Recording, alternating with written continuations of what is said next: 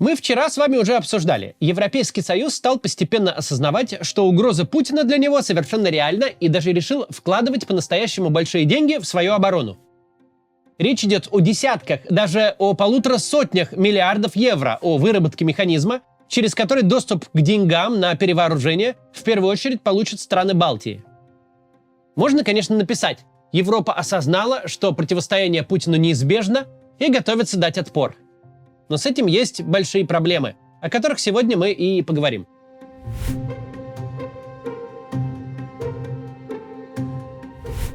Хорошая новость. До европейцев на 4-м году наконец фундаментально дошло, что на границе Евросоюза находится 1,5-миллионная армия, прошедшая горнило войны, которая безотносительно любых дальнейших событий никуда не денется и не разойдется вновь охранять пятерочку и разгружать лук за 30 тысяч рублей. Хорошо, когда люди признают, что у них есть проблема, что на проблему эту нет готового ответа. Нет собственных боеспособных армий, готовых противостоять настолько критической угрозе. А главное, признают, что проблема эта сама по себе не рассосется, что практически невозможно придумать аргументы из реального мира, почему Путин не будет воевать со странами НАТО в Европе, по крайней мере, со странами Балтии. Для понимания масштабов, у 3 стран Балтии суммарно менее 50 тысяч активных военнослужащих. Противостоять такой угрозе, даже при поддержке натовских группировок, задача, требующая совершенно другого уровня мобилизации. Перспектива европейской войны из разряда похмельного бреда перешла в разряд угрозы, с которой нужно что-то делать. И хорошо, что наблюдается некоторое движение в сторону реальных действий. Денег, например, в оборонку в ЕС вливают все больше. В 2024-м совокупные военные расходы Европы выросли на 17% и достигли рекордных 693 миллиардов долларов, превысив максимум времен Холодной войны. Но пока эти суммы не конвертируются в живую силу и не особенно конвертируются в вооружение, которые могут реально что-то противопоставить угрозе по соседству. Но есть и плохая новость, и сегодня мы будем обсуждать в основном именно ее.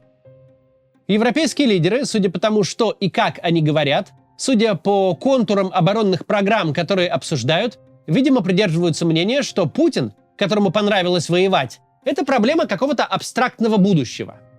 Что на выделение денег, на обсуждение программ, на реформы собственных армий, на наращивание военного производства есть долгие годы. Что Путин как глобальное изменение климата. Да, надо что-то делать. Если ничего не делать, будет плохо. Но плохо будет не завтра и не на твоей каденции. Нам же кажется, что это совсем не так. То, что Путин имеет планы как минимум на страны Балтии, вроде как стало общим местом, и строительство военной инфраструктуры поблизости к границе с Финляндией тут явно не добавляет оптимизма. Если принять такие планы за реальность, то стоит отметить, у Путина нет бесконечного запаса времени, чтобы свои планы реализовывать.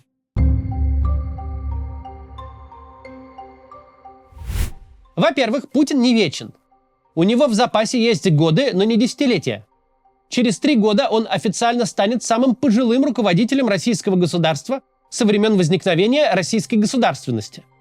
С каждым годом его физические кондиции не становятся лучше, а его окружение вынуждено будет все крепче думать, как жить дальше. С каждым годом стабильности в его власти будет становиться меньше, а новая большая война в Европе требует очень высокой степени консолидации аппарата управления. Во-вторых, не вечен Дональд Трамп. Да, за первые 4 месяца у власти Трамп подарил миру столько инфоповодов, будто он правит уже лет 40. Но факт в том, что через 41 месяц в США изберут нового президента, и потом еще через 3 он вступит в должность. Президент Трамп с его воинствующим изоляционизмом, с его явной личной неприязнью к Европе и очевидным стремлением вывести США из всех обязательств по защите союзников, это для послевоенной американской политики явление все-таки уникальное. По высказываниям ведущих политиков США, по пакету санкций, внесенному почти полным составом Сената, потому что пишут даже самые консервативные американские медиа, мы понимаем одну вещь.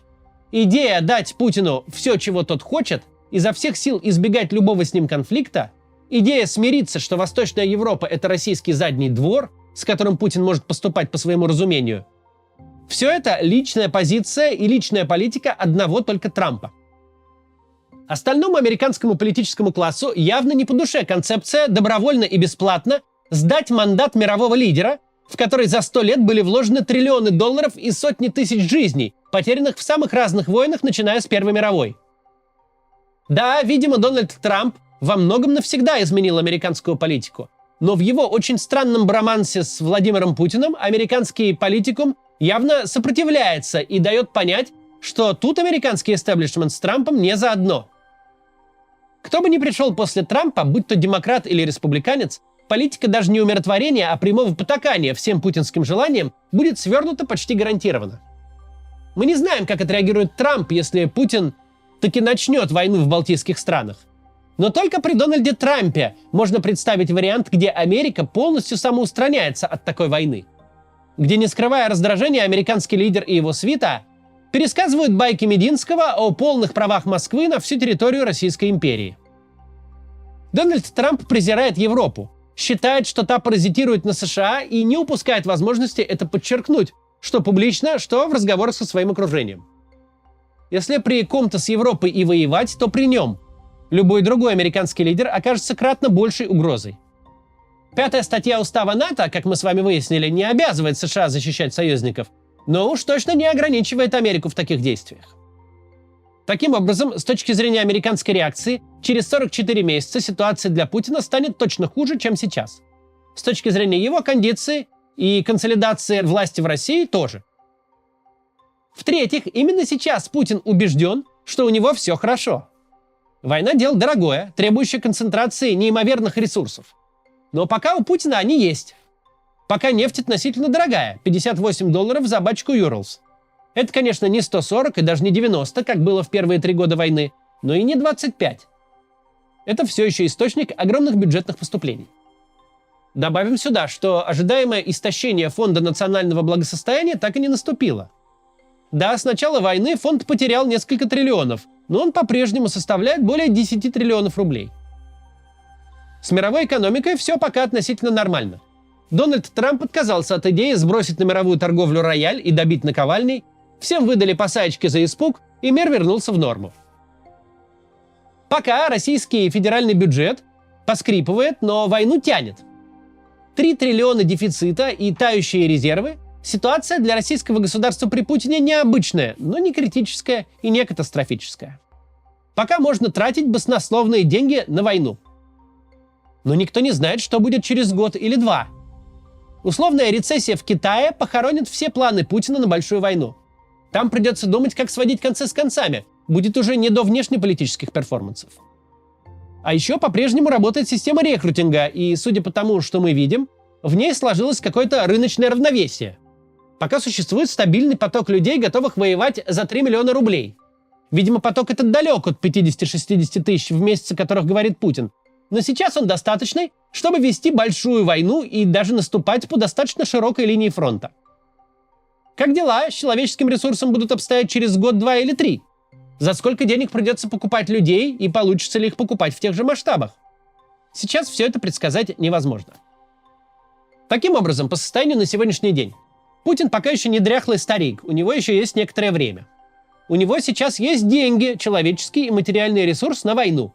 У него за океаном сидит, если не союзник, то мировой жандарм, изо всех сил желающий выйти на пенсию. А через 3-5 лет ситуация может быть радикально иной. Если Путин действительно задумал воевать с НАТО в Европе, то никакого резона тянуть кота за хвост и давать европейцам долгие годы на подготовку у него нет. По всему, что Путин говорит, и по всему, что он делает, однозначно видно. Сам себя он прямо сейчас видит в зените могущества. Сейчас все карты сошлись, а завтра могут разъехаться. Тем временем Европа, если мы говорим об угрозе прямой войны, находится в действительно тяжелом состоянии. Сейчас об этом поговорим. Сначала небольшая реклама. Если вы когда-нибудь пытались оформить зарубежную карту, то знаете, это настоящий квест. Либо нужно прям ехать и доказывать иностранному банку, что ты не верблюд, либо платить компании-посреднику, которая поможет получить карту, и часто немалую сумму нужно платить. Но что если вам карта нужна лишь раз в год для поездок, ну и для оплаты пары подписок на зарубежные сервисы? Более доступное и недорогое решение – виртуальная карта MaxSwap. Она выпускается прямо в Телеграме. Нужно завести там криптокошелек, пополнить криптовалютой, и с помощью карты вы сможете тратить ее как фиатные деньги, расплачиваться в зарубежных магазинах, оплачивать подписки. У карты довольно большие лимиты на пополнение и траты. При этом обязательной идентификации не требуется, можно оставаться анонимным пользователем. Все управление картой MaxSwap и транзакциями осуществляется через Telegram-бот, без всяких дополнительных приложений и сложных интерфейсов. Карту можно также добавить в Apple Pay. При этом получение карты стоит совсем недорого по сравнению с другими вариантами, и средства на нее зачисляются очень быстро. Наша редакция эту карту протестировала в Германии, все работает. Поддержка у MaxSwap живая и старается сразу вникнуть в вашу ситуацию. Очень дружелюбный сервис. А если вы напишите им промокод CATS, то 50% от стоимости карты еще и вернется к вам на баланс. Так что переходите по ссылке в описании или воспользуйтесь вот этим QR-кодом и получите новую карту, которая будет работать за границей.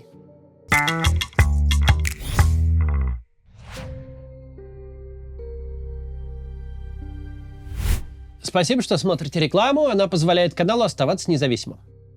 Продолжаем. Так вот, тем временем Европа, если мы говорим об угрозе прямой войны с Россией, находится в действительно тяжелом состоянии. Армия и военно-промышленный комплекс – это не того рода институты, которые можно быстро создать одной только политической волей и деньгами.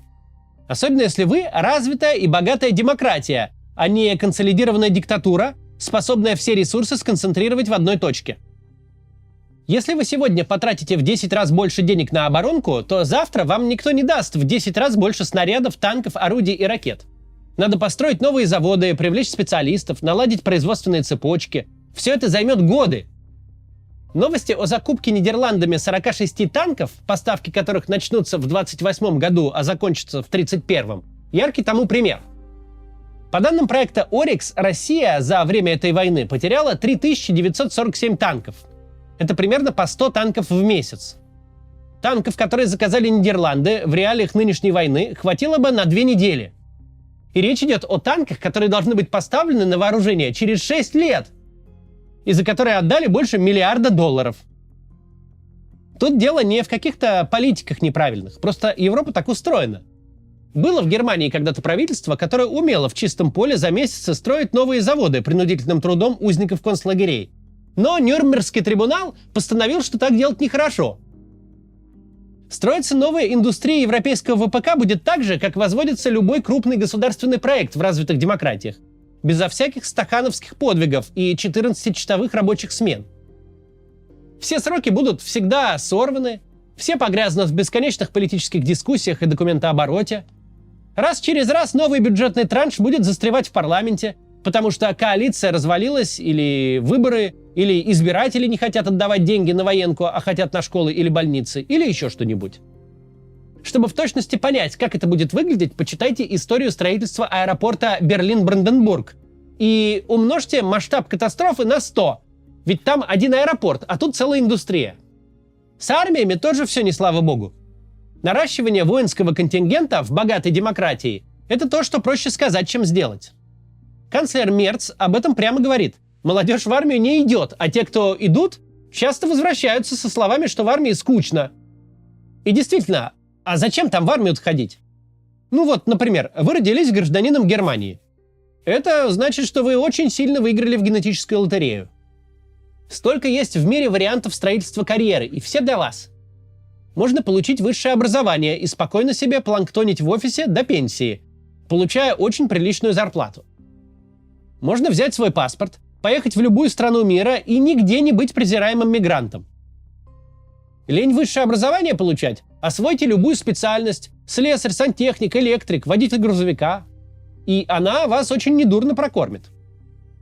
Если вам принципиально не предлагать в жизни никаких усилий, то вы пойдете кассиром в Валди за 14 евро в час, что будет не роскошной, но вполне достойной и сытой жизнью.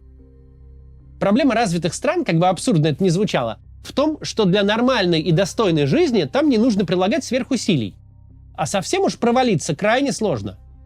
И еще сложнее представить себе такой трек, который молодого человека, если он не потомственный военный, приведет в армию. Сидеть в казарме, жить по уставу, подвергаться высоким физическим нагрузкам за 2,5 или 3 тысячи евро в месяц, что в 1,5 раза ниже средней немецкой зарплаты. Карьеру в армии рядовой солдат особо не сделает, денег платят мало, занятость непрестижная, ограничений в жизни много. Так зачем ж туда пойдут? В развитых обществах уже несколько поколений выросли в осознании, что война — это нечто дикое. Из области фантастики, нечто происходящее в Африке или, в крайнем случае, на Ближнем Востоке, но точно не у них. Радикальное наращивание личного состава армии в таких обществах задача нетривиальная, непонятно, как ее решать. Просто залить проблему деньгами, как сделал Путин, не получится. Ведущие страны Европы — это богатые общества. Очень сложно представить себе такую сумму, которую, с одной стороны, реально платить массовой армии, а с другой — реально посулить молодому человеку, чтобы тот вдохновился сменить свой теплый офис на полигон. Альтернатива в форме возврата всеобщего призыва политически ужасна. Особенно в ситуации, когда и без того есть проблемы с поддержкой, и каждые выборы — это борьба на тоненького с популистами всех мастей. Кроме того, это тоже за день не делается. Заново выстроить систему обязательной воинской службы, демонтированные десятилетия назад. Это тоже вопрос нескольких лет как минимум. Очень хорошо, что европейские лидеры осознают наличие проблемы, что, по крайней мере, нужно начать с выделения на нее денег. Это прекрасно. Но большая сложность в том, что проблема эта деньгами не решается. Европейским лидерам придется решить задачу, сравнимую с отклонением оси вращения Земли. Им предстоит подготовить к возможной обороне государства, общества и экономики которых, в принципе, под войну не затачивались.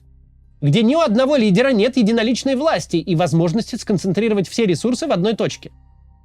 Деньги — это необходимый первый шаг, но Европа уже пыталась стрелять в Путина миллиардами, четверть века этим занималась и достигла результата обратного ожидаемому. Для войны нужны не пачки денег, а многие тысячи единиц техники, многие миллионы снарядов, а самое главное — реальные солдаты, готовые воевать. Солдат этих надо каким-то образом сделать из людей, которым с самого рождения всеми усилиями давали понять, что человеческая жизнь — это высшая ценность. Это правильно давали понять, это очень хорошее устройство общества. Просто для войны оно не очень-то годится. Все потенциальные солдаты — это еще и избиратели, или дети избирателей, их мужья и братья, или соседи, друзья, коллеги. Выкручивать им руки и загонять в казармы дрыном будет очень непросто. Никто не спрашивает граждан России, хотят ли они тратить каждый третий рубль федерального бюджета на войну. А за возражение по этому поводу можно и на 5 лет уехать. Но граждан Франции или Германии не получится об этом не спросить. Граждане ведущих европейских стран за всю эту милитаризацию заплатят. И явно почувствуют, что заплатят. Ростом налогов, инфляцией, сокращением расходов по социальным и инфраструктурным статьям. Когда и если война начнется, будет совсем другой разговор. Но пока ее нет, пока угроза Путина воспринимается сугубо гипотетической, идея угрохать на нее десятки и сотни миллиардов, что объективно сделает жизнь граждан хуже и дороже, но, возможно, позволит обзавестись армией, такая идея вполне может вызвать желание избирателей сказать своим правительствам большое спасибо и до свидания на ближайших выборах. Чтобы иметь возможность защитить хотя бы страны Балтии от реальной совершенно угрозы, европейским лидерам придется не просто потратить много денег, им придется развернуть всю предыдущую логику развития как своих государств, так и Союза в целом. От максимальной концентрации благополучия в жизни граждан к необходимости многим жертвовать, быть готовым убивать и умирать во имя самозащиты. И это все вот перечисленное ЕС вообще-то стоило делать еще вчера. Потому что сегодня ситуация хоть святых выноси. 1,5 миллиона солдат с боевым опытом в руках диктатора, которому нравится воевать и который ничем не ограничен, с одной стороны. И целая Европа, которая прямо проговаривает, что у нее нет ничего для борьбы, что без США они практически беззащитны.